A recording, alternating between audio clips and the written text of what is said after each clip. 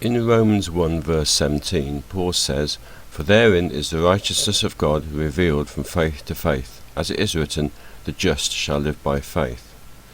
What do the words "from faith to faith" mean? The usual interpretation of these words is that it refers to the development of faith within a believer over time. Similar to the saying "from strength to strength," there is the assumption that it implies a faith increasing over time. H.B. Mansfield, in his exposition of Romans, said the statement spoke of a steady progression along the path of faith. He said that the first faith in the statement is that which changes a sinner into a saint, and the latter occurrence relates to obedience as works are carried out over time. But in this video we will suggest an alternative explanation based on a distinction the scriptures make between faith before the crucifixion of Christ and the faith afterwards. Before we go any further, it is important to emphasize that there is only one faith.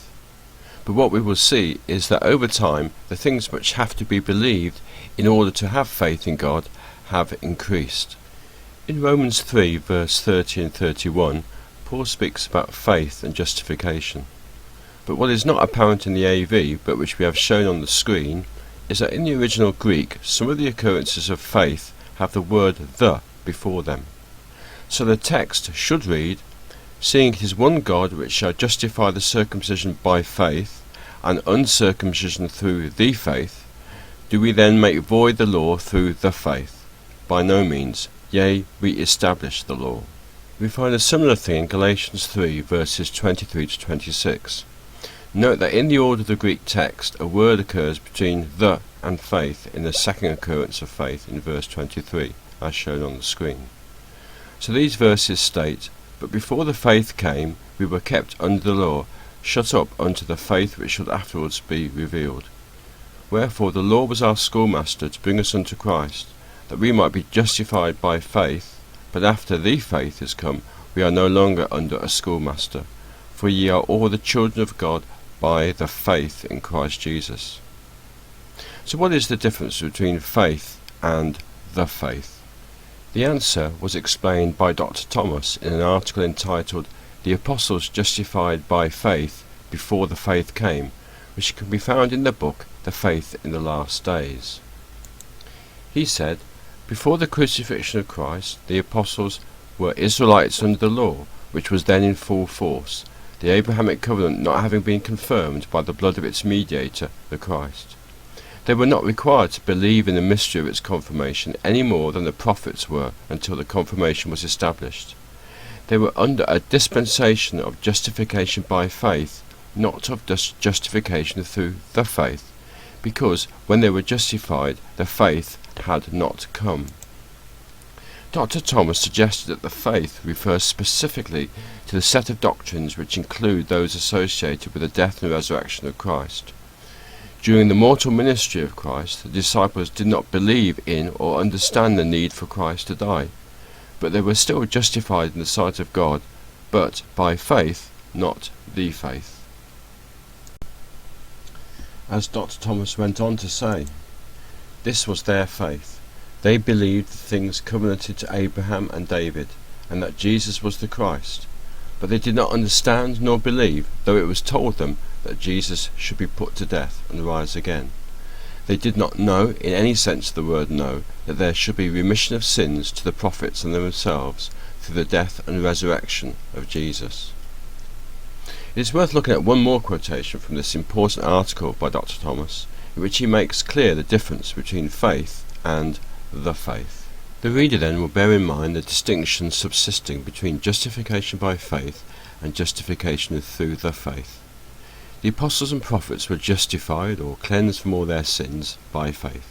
But since the day of Pentecost, no Jew or Gentile can obtain pardon or purification by the same formula as they. To believe the word of the kingdom and that Jesus is Son of God will, since that notable day, save no man apart from the revealed mystery. Nor would the belief that the Christ should die and be raised again, apart from the recognition of Jesus as the Christ and the word of the kingdom, save a believer. The area of faith was enlarged by the apostolic proclamation into the faith, so that after the day of Pentecost, the doctrine of the apostles presented people with more things to be believed for justification than were believed by Abraham, Moses, David, Daniel, or themselves.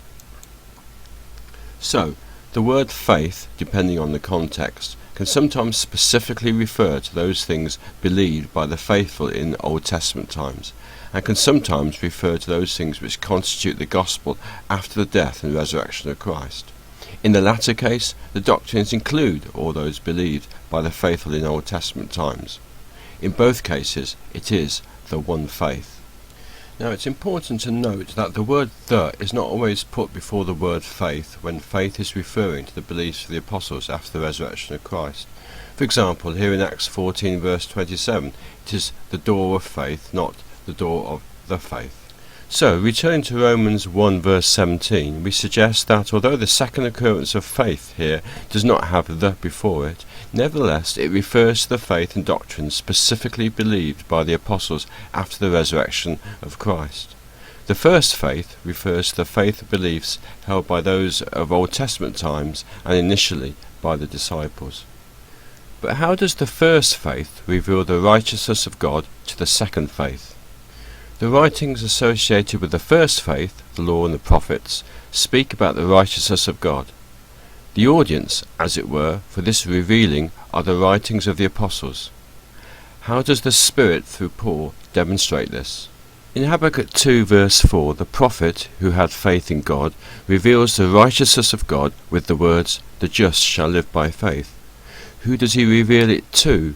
To those of the faith held by the apostles. That Paul quotes the words from Habakkuk is evidence that it has been both revealed to the apostles and received by them. And this is how the righteousness of God is revealed from faith to faith.